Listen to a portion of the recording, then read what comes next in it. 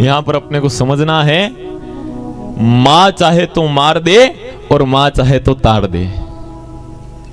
किस सांचे में अपनी संतान को डालना है ये मां के हाथ में है। मां जिस सांचे में अपनी संतान को ढालना चाहे उस सांचे में अपनी संतान को ढाल सकती है। इसलिए बच्चों का पहला गुरु मां को कहा गया है। पहला गुरु बच्चों का मां होती है, मां से ही बच्चे सीखते हैं। इसलिए मेरी बहनों, जब गर्भकाल आता है ना, जब गर्भकाल आता है उस समय माताओं बहनों को अच्छी पुस्तकें पढ़ना चाहिए। गीता जी पढ़ो, गर्भ गीता पढ़ो, भागवत जी पढ़ो, रामायण जी पढ़ो, कथा सुनो, भागवत जी सुनो। ये सब धर्म ग्रंथ, धर्म विषयक चर्चा, भगवान के भजन, ये अपने को सुनना चाहिए। उससे क्या होता, पहले के समय में ऐसा ही होता था। जब भी गर्भकाल रहता, मेरी बहनें कथा सुनती, सत्संग सुनती, भगवत चरित्रों का स्मरण करती, वीर गाथाएं श्रवण करती, तो बच्चे भी वैसे ही होते थे। महाराणा प्रताप, नरसिंह मेहता, धन्ना जाट, वैसी संतानें हुआ करती थी। पर आजकल बच्चों का पहला संस्कार ही टीवी देखते हुए हो रहा है। पहला संस्कार ही टीवी देखते हुए हो रहा है। तो फिर वो बच्चा जन्म लेकर क्या करेगा? है वो भगत बनेगा? वो अच्छा मेधावी रहेगा? क्या क्या करेगा फिर? अब भैया सत्संग सुना, भजन सुना, तो उसका प्रभाव ऐसा हुआ कि बच्चा भगवत भक्त बनेगा, वीर बनेगा, योद्धा बनेगा, अच्छा बलशाली बनेगा, धर्मावलंबी बनेगा, अच्छा व्यक्ति बनेगा, सत्संगी बनेगा। पर पहला संस्कार अगर टीवी देखते देखते हुआ तो फिर क्या करेगा वो जन्म लेकर? मातृ देवो पितृ देवो, ये क्या करेगा? अब भैया टीवी देखते हुए अगर पहला संस्कार हो, वहां पे खाली नाचने गाने के गाने ही चल रहे हैं, तो फिर तो यही होगा। इसलिए शास्त्रों में निर्देश है कि माता बहनें जो आचरण गर्भकाल में करती है, उसका पूरा का पूरा प्रभाव संतान पर पड़ता है, होने वाली संतान पर पड़ता है। इसलिए मां को चाहिए कि जब गर्भकाल हो उस समय सत्संग सुने, कथा सुने, रामायण, गीता जी, भागवत जी, इन सब का श्रवण करें। और जिस सांचे में ढालना चाहे उस सांचे में आप ढाल सकती हो। जैसा बनाना चाहो वैसा बना सकती हो। एक बार एक बालक विद्यालय गया, विद्यालय से एक पेन चुरा के लाया। मां से कर कहा, मां मैं विद्यालय गया था, वहां से लीड चुरा के लाया हूं। मां ने कहा, अच्छा रहा बेटा, तेरे पिताजी के 5 रुपए बच गए। बच्चे को लगा मैं अच्छा काम कर रहा हूं। अगले दिन गया, किताबें चुरा के ले आया। मां ने कहा, अच्छा रहा बेटा, तेरे पिताजी के 200-300 रुपए बच गए। अगली बार गया तो बस्ता ही उठा के ले आया।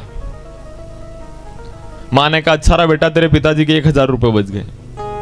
अब ये तो बड़ा प्रसन्न हो गया, इसको लग रहा मैं सही काम कर रहा हूं, अच्छा काम कर रहा हूं। धीरे धीरे इस बालक की चोरी करने की आदत पड़ी, और चोरी करने की आदत पड़ी तो ऐसी आदत पड़ी कि एक दिन राजा के महल में चोरी करी, सिपाहियों ने पकड़ा, फांसी की सजा सुना दी। और जब पूछा तुम्हारी आखिरी इच्छा क्या है, बालक कहता है मेरी आखिरी इच्छा है, मैं एक बार अपनी मां से मिलना चाहता हूं। कि भैया इसकी मां को बुलाओ। मां को बुलाकर लेकर आए। मां आई, मां आकर जब बैठी, रो रही है, बेटा ये क्या हो गया, अब तेरे बिना क्या होगा, तू चला जाएगा, तुझे सजा हो जाएगी, बेटा अब क्या होगा, बार बार मां यूं कह रही है। तब बेटा कहता है, मां आज मैं अगर इस फांसी के फंदे तक पहुंचा हूं तो इसका एकमात्र कारण आप हो। यहां तक पहुंचने का एकमात्र कारण आप हो।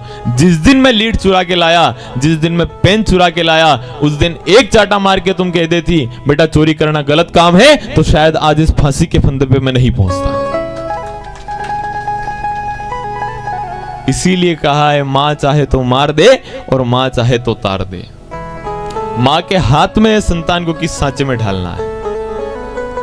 इसलिए मेरी बहनों, अपने बच्चों को, अपने बेटियों को, अपने बेटों को कथा में लेकर आना है, उनको मंदिर लेकर जाना है, उनको सत्संग में लेकर जाना है।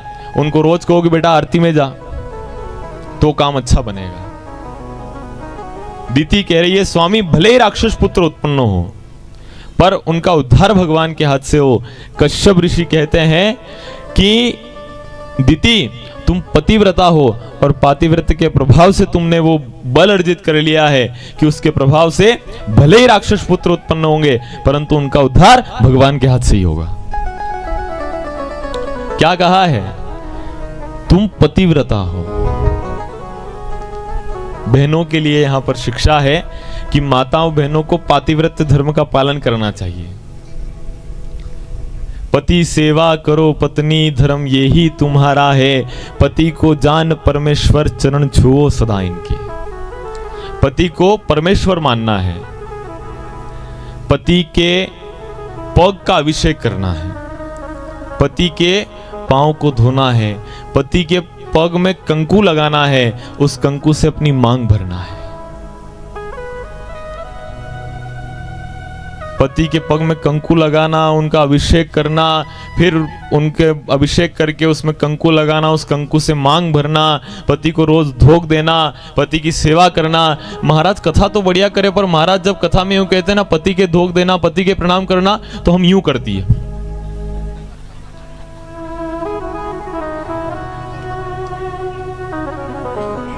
ओके, ऐसा तो नरा ही आवे। तो मेरी बहनों, ये वास्तविकता है। संतों ने कहा है पतिव्रता मेली भली काली कुचाली कुरूप, पतिव्रता के रूप पर वारु कोटि स्वरूप। जो पतिव्रता होती है ना, भगवान उसके ऊपर बड़ी कृपा करते हैं। शास्त्रों में तो यहां तक निर्देश है कि बिना पति की आज्ञा के अगर पत्नी कथा में भी जाए तो भी दोष है। बिना पति की आज्ञा के मंदिर भी नहीं जाना, बिना पति की आज्ञा के मंदिर में नहीं जाना, कथा में नहीं जाना, तो बिना पति की आज्ञा के पीहर भी आप नहीं जा सकती हो। पीहर भी आपको नहीं जाना चाहिए। पति की आज्ञा के बिना पीहर भी नहीं जाना। और पति को रोज धोख देना है।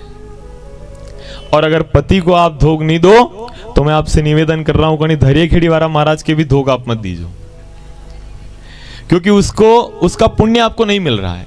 आप प्रणाम भले ही कर रहे हो पर उसका पुण्य आपको थोड़ी मिल रहा है।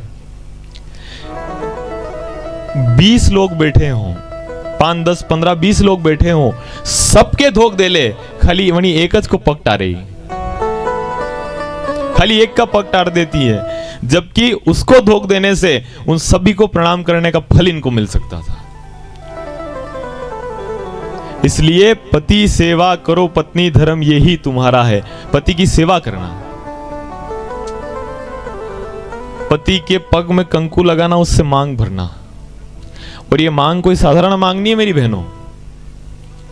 ये मांग भगवान सांवरिया सेठ से, भगवान राघवेंद्र सरकार से आपके पति के लंबी उम्र की मांग है।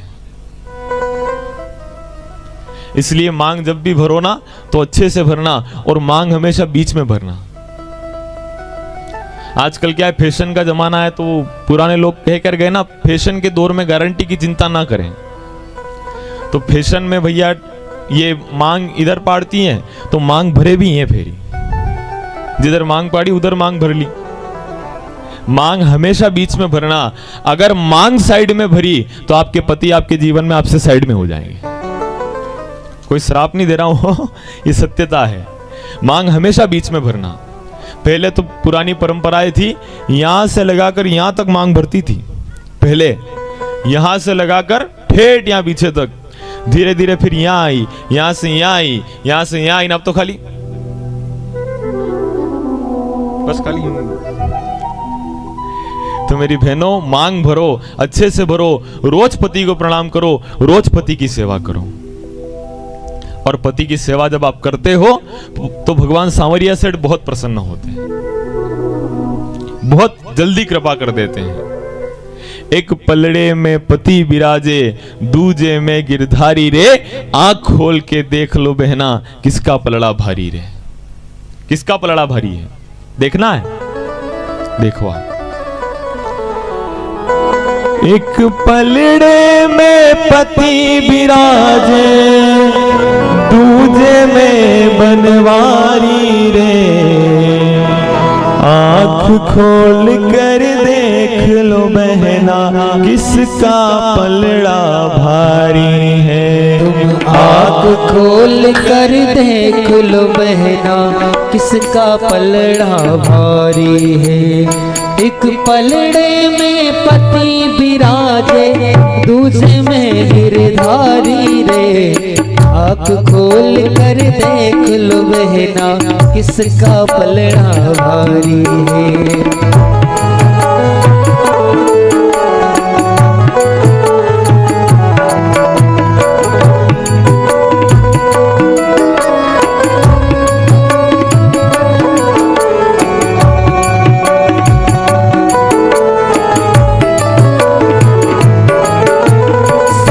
बार के सातों व्रत ये काम नहीं कुछ आते हैं, नहीं आते हैं।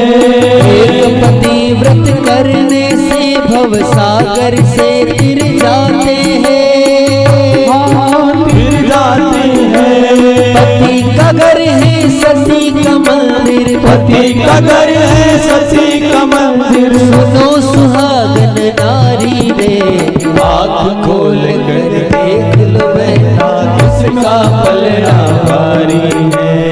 आँख खोल कर देख लो बहना, किसका पलड़ा भारी है। पति के जैसा सब देवन में देव नहीं कोई दूजा, कोई दूजा। अपने पति को छोड़ चले तू, करने हैं किसकी पूजा, किसकी पूजा। पति का घर है सती का मंदिर, पति का घर है सती का मंदिर। सुनो सुहागन नारी रे, आँख खोल कर देख लो बहना, किसका पलड़ा भारी। तुम आँख खोल कर देख लो बहना, किसका पलड़ा भारी है। महाकाल भी तोड़ सके ना सती पति का यह नाता, यह नाता। एक पति व्रता के आगे भी झुकता है विधाता, स्वयं विधाता। पति व्रता के आगे भी, पतिव्रता के आगे भी यमराज ने बाजी हारी रे। आँख खोल कर देख लो बहना, किसका पलड़ा भारी। अपने पति को छोड़ के जो गैरों से प्रीत लगाती है, लगाती है। 7 जन्म का पाप भोग कर और नरक में जाती है, जाती है। पति का घर है सती का मंदिर, पति का घर है सती का मंदिर। सुनो सुहागन नारी रे, आँख खोल कर देख लो तुम, आँख खोल कर देख लो बहना, किसका पलड़ा भारी। बोलिए सांवरिया सेठ की जय। समझ आया आप?